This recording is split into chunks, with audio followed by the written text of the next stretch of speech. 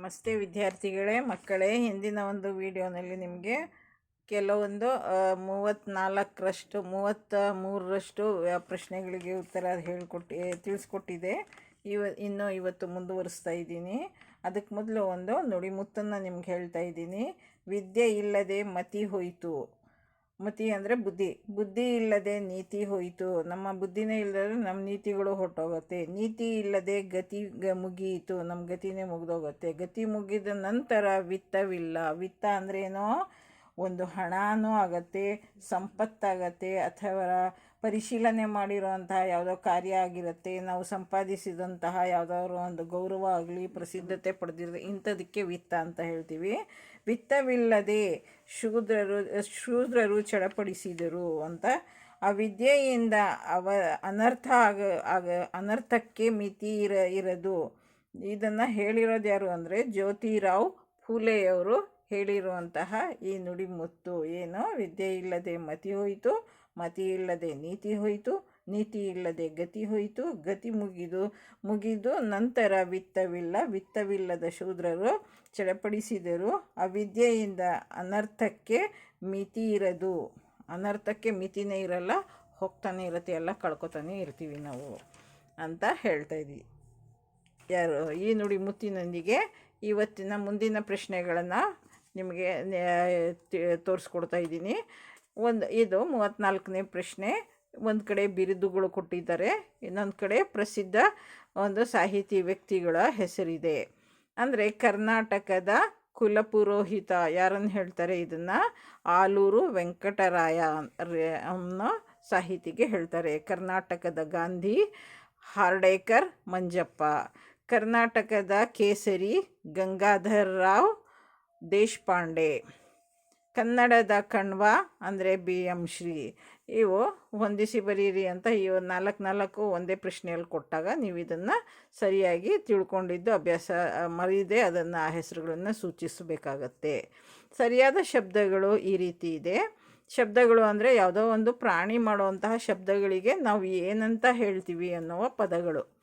ನರಿ ಕೂಗತ್ತಲ್ಲ, ಕೂಗಿಗೆ ಊಳಿಡೋದು ಅಂತ ಹೇಳ್ತೀವಿ. ಆನೆ ಮಾಡೋ ಶಬ್ದಕ್ಕೆ ಗೀಳಿಡುತ್ತದೆ ಅಂತ ಹೇಳ್ತೀವಿ. ಕುದುರೆ ಮಾಡೋ ಶಬ್ದಕ್ಕೆ ಕೆನೆಯುತ್ತದೆ ಅಂತ ಹೇಳ್ತೀವಿ. ಹುಲಿ ಮಾಡಿದ ಶಬ್ದಕ್ಕೆ ಗರ್ಜಿಸುತ್ತದೆ ಅಂತ ಹೇಳ್ತೀವಿ. ನೆಕ್ಸ್ಟ್ ಪ್ರಶ್ನೆ, 36ನೇ ಪ್ರಶ್ನೆ. ಅಜ್ಪ್ಲತ್ ಅಂತ ಅಜಂತ ಯಾವ ಸಂಧಿ ಅಂತ ಕೇಳ್ತಾ ಇದೆ ಪ್ರಶ್ನೆ. ಜಸ್ತ್ವ ಸಂಧಿ ಇದು. ಕರ್ನಾಟಕವನ್ನು ಆಳಿದ ಮೊಟ್ಟ ಮೊದಲ ಅಚ್ಚ ಕನ್ನಡ ದೊರೆ ಯಾರು ಅಂದರೆ ಕದಂಬರು. ಅಚ್ಚ ಕನ್ನಡದ ದೊರೆಗಳು ಯಾರಪ್ಪ ಅಂದರೆ ಕದಂಬರು.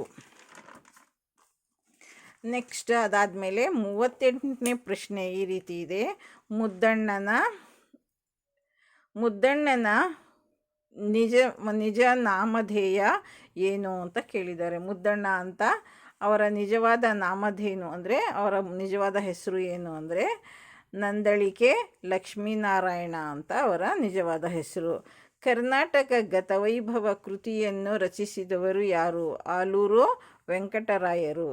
ಸಾಹಸ ಭೀಮ ವಿಜಯವನ್ನು ರಚಿಸಿದ ಕವಿ ಯಾರು ಅಂದರೆ ರನ್ನ. ಸಾಹಸ ಭೀಮ ವಿಜಯ ಕವಿ ರಚಿಸಿದ್ರಲ್ಲ, ಆ ಕವನಕ್ಕೆ ರನ್ನ ಬರೆದಿರುವಂತಹ ಒಂದು ಸಾಹಿತ್ಯ ಅದು. ರೂಪಕ ಸಾಮ್ರಾಜ್ಯ ಚಕ್ರವರ್ತಿ ಎಂದು ಈ ಕವಿಯನ್ನು ಕರೆಯುತ್ತಾರೆ. ಯಾವ ಕವಿ? ಕುಮಾರವ್ಯಾಸ. ಬ್ರಿಟಿಷರ ವಿರುದ್ಧ ಹೋರಾಡಿದ ಕರ್ನಾಟಕದ ವೀರ ಮಹಿಳೆ ಯಾರು? ಕಿತ್ತೂರು ರಾಣಿ ಚೆನ್ನಮ್ಮ. ಕರ್ನಾಟಕದ 2 ದೊಡ್ಡ ನದಿಗಳು ಯಾವುದು? ಕಾವೇರಿ ಮತ್ತು ಕೃಷ್ಣ. ಶತಾಯಗತಾಯ ನುಡಿಗಟ್ಟಿನ ಅರ್ಥ ಏನು? ಶತಾಯಗತಾಯ ಅಂತ ನುಡಿಗಟ್ಟಿದೆ, ಅದರ ಅರ್ಥ ಏನು? ಏನಾದರೂ ಸರಿ ಛಲ ಬಿಡದೆ ಮಾಡು ಅನ್ನೋದು.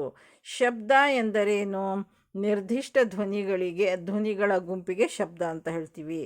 ಕನ್ನಡ ಲಿಪಿಯ ಮೂಲ ಯಾರು? ಬ್ರಾಹಿಂ ಅಂತ ಹೇಳಿದೆ.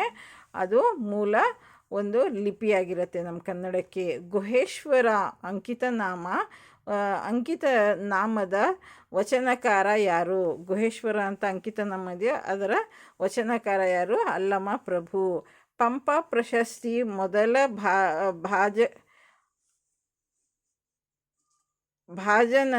ಭಾಜನಂದರ ಕವಿ ಯಾರು? ಭಾಜನರಾದ ಕವಿ ಯಾರು ಅಂತ ಕೇಳ್ತಾಯಿದ್ದಾರೆ. ಪಂಪ ಪ್ರಶಸ್ತಿಗೆ ಪಡೆದ್ರಲ್ಲ ಆ ಕವಿ ಯಾರು ಅಂದಾಗ ದರಾ ಬೇಂದ್ರೆ. ಯಾರು? ದರಾ ಬೇಂದ್ರೆ ಅಲ್ಲ, ದಾರ ಅಂದರೆ ಅದಾಗುತ್ತೆ. ದರಾ ಬೇಂದ್ರೆ, ದತ್ತಾತ್ರೇಯ ಬೇಂದ್ರೆ ಅಂತ ಇರೋದೆ ಇವರ ಹೆಸರು ದರಾ ಬೇಂದ್ರೆ. 48ನೇ ಪ್ರಶ್ನೆ ಆಯಿತು. ಈಗ 49ನೇ ಪ್ರಶ್ನೆ ಈ ರೀತಿ ಇದೆ. ಕನ್ನಡದಲ್ಲಿ ಎಷ್ಟು ಜನರನ್ನು ರಾಷ್ಟ್ರಕವಿಗಳೆಂದು ಹೆಸರಿಸಿದ್ದಾರೆ? ಎಷ್ಟು? ಒಟ್ಟು 3 ಜನರನ್ನು. ಯಾರು ಅಂದರೆ ಗೋವಿಂದ ಪೈ, ಕುವೆಂಪು, GS ರುದ್ರಪ್ಪ. 50ನೇ ಪ್ರಶ್ನೆ ಈ ರೀತಿ ಇದೆ. ಗೋಕಾಕ್ ಚಳುವಳಿಯ ಉದ್ದೇಶ ಏನು? ನಾಡನುಡಿಯ ಹೋರಾಟಕ್ಕಾಗಿ ಈ ಚಳುವಳಿ ಮಾಡಲಾಗಿತ್ತು. ಕವಿ ರಾಜಮಾರ್ಗದಲ್ಲಿ ಉಲ್ಲೇಖಿತವಾಗಿರುವ ಸುಪ್ರಸಿದ್ಧ ರಾಷ್ಟ್ರಕೂಟ ದೊರೆ ಯಾವುದು? ಅದನ್ನು ಉಲ್ಲೇಖಿಸಿರೋದು ಅಮೋಘ ವರ್ಷ ನೃಪತುಂಗ. 51 ಪ್ರಶ್ನೆಗಳನ್ನು ಇಲ್ಲಿವರೆಗೂ ನಿಮಗೆ ಮಾಡಿದ್ದೀನಿ. ಮುಂದಿನ ಪ್ರಶ್ನೆ ಉತ್ತರಗಳು ಮುಂದಿನ ವಿಡಿಯೋನಲ್ಲಿ ನಿಮ್ಗೆ ತಿಳಿಸ್ಕೊಡ್ತೀನಿ. ಧನ್ಯವಾದಗಳು ಮಕ್ಕಳೇ ಹಾಗೂ ವಿದ್ಯಾರ್ಥಿಗಳೇ.